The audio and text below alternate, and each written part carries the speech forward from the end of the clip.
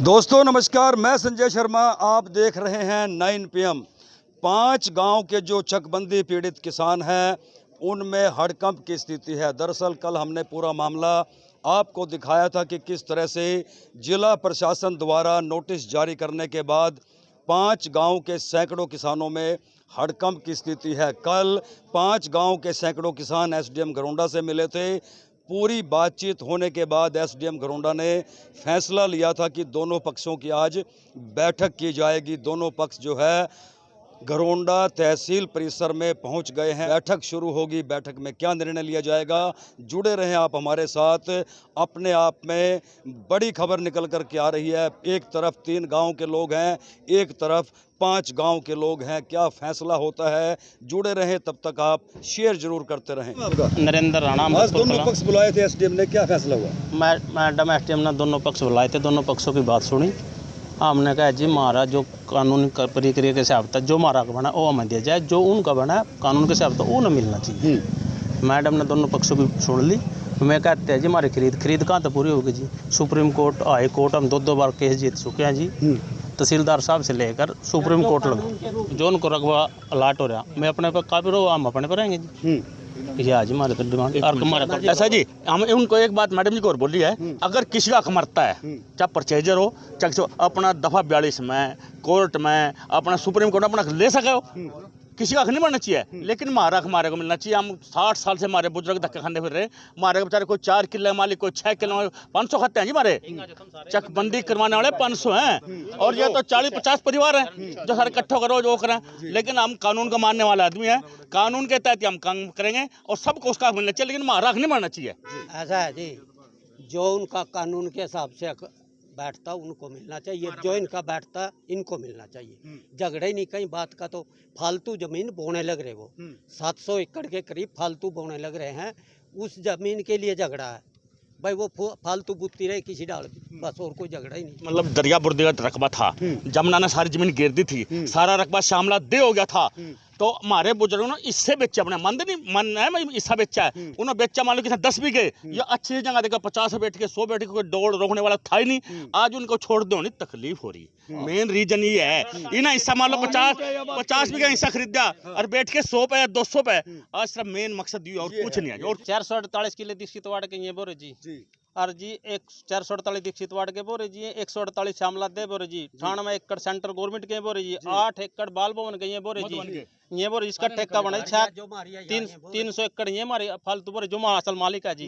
इसका जी 6 करोड़ 55 लाख और 20,000 रुपये ठेका सालाना बनता है जी। ये की छोड़ेंगे जी। हम दर की ठोकर खाने लग रहे जी। आज हमने 4 एकड़ मिलनी है जी, आज हमने मिल नहीं रही। 1999 में तो फिरने लग रहे जी। मैंने भी जाकत पाने लग रही। 40 साल पहले जमीन ले ली, लंग रहेगा यहाँ बैठे बुढ़े।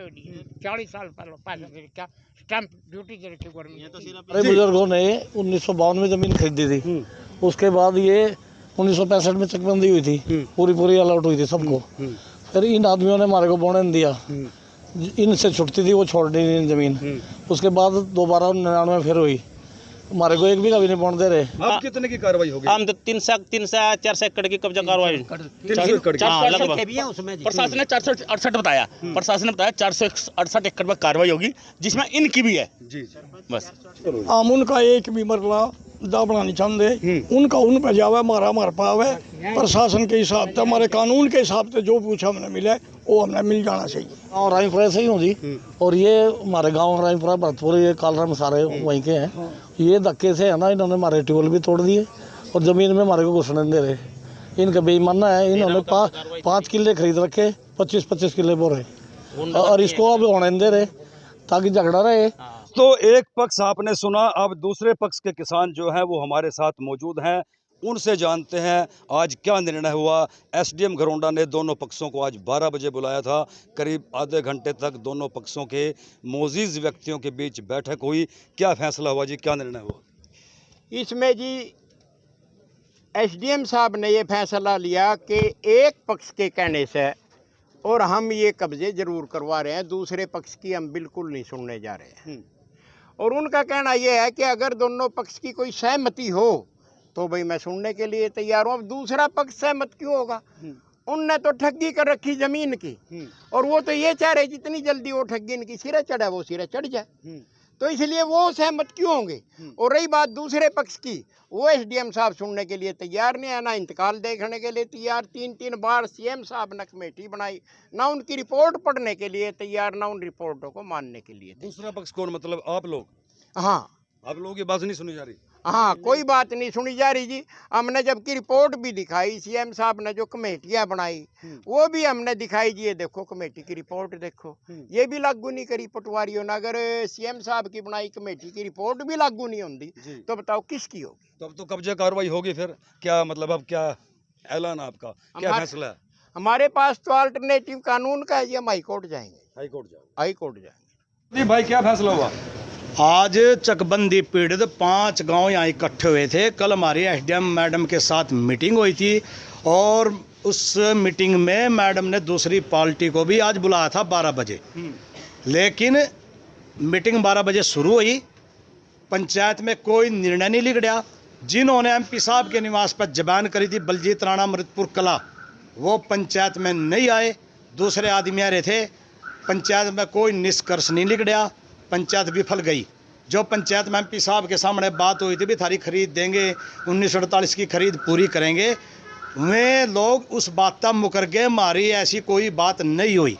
अब तो अभी अब सारे इकट्ठे होंगे, अगली रणनीति तैयार करेंगे, या तो एमपी निवास पर जाएंगे या विधायक के दरबार में सुधा बच्चों के बैठेंगे। एसडीएम ने क्या आदेश दिया? एसडीएम तो कब्जा कार्रवाई का आदेश दिया, लेकिन हम किसी कीमत पर कब्जा कार्रवाई नहीं होने देंगे, चाहे वहाँ जान देनी पड़े, कुछ भी करना पड़े, कब्जा कार्रवाई हम अपने खेतों में होने देंगे। क्योंकि एसडीएम ने कोई सुनाई नहीं करी, एक का कागज दिखाए जिनके खिलाफ एफआईआर दर्ज है, विजिलेंस चौकसी ब्यूरो करनाले मुकदमा दर्ज कर रखा, वे सारे एसडीएम की मेज पर बैठे थे।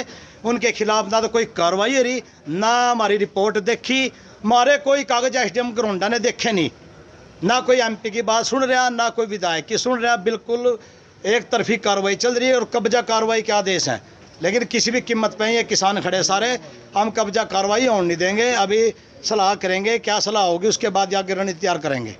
हाईकोर्ट का मैटर ये है जी, जितनी फाइलें सीओ साहब के पास पेंडिंग है, जब तक वो फैसले सीओ साहब नहीं देते तब तक हाईकोर्ट की डायरेक्शन है कि कब्जे डिस्टर्ब नहीं किए जाएंगे, और तब तक इनको डिस्पोसेस नहीं किया जाएगा जी।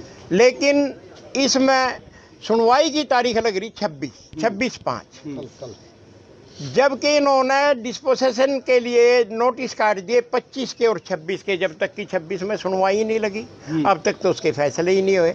और एक बात ये कि तहसीलदार साहब ने यहाँ ज्वाइन किया है 18 तारीख को, उन्होंने अब तक फाइल देखी तक नहीं। जब वो 18 ज्वाइन करा तब भी वो ये फाइलों के लिए अटेंड ही नहीं थे, वो क्लर्क ने तारीख दी थी 26। यानी कि जिस आदमी ने फैसले देने हैं जुडिशरी के तौर पे, उन्होंने अब तक एक तारीख भी सुनने के लिए नहीं दी, एक तारीख बहस के लिए नहीं दी, फाइल उन्होंने खोल के नहीं देखी, और डिस्पोसेस करने के लिए नोटिस निकाल दिए। अब मैं हैरान है क्या हाई कोर्ट को हाईकोर्ट नहीं समझते क्या? तो दोस्तों, बड़ी खबर एसडीएम दफ्तर के भीतर से निकल करके आ रही है। दोनों पक्षों के किसानों की बैठक हुई करीब आधा घंटे तक। ये बैठक चली लेकिन कोई फैसला नहीं हुआ। मतलब जिला प्रशासन की तरफ से जो नोटिस जारी किए गए थे, 25, 26, 27 तारीख मुकर्रर की गई थी, कब्जा कार्रवाई को लेकर के कब्जा लिया जाएगा। एसडीएम घरोंडा का क्या कहना है, सीधा चलते हैं एसडीएम घरोंडा के पास और उनसे जानते हैं इस बैठक के बाद जिला प्रशासन ने क्या निर्णय लिया है। दोनों पक्षों को बुलाया था, क्या फैसला रहा आज?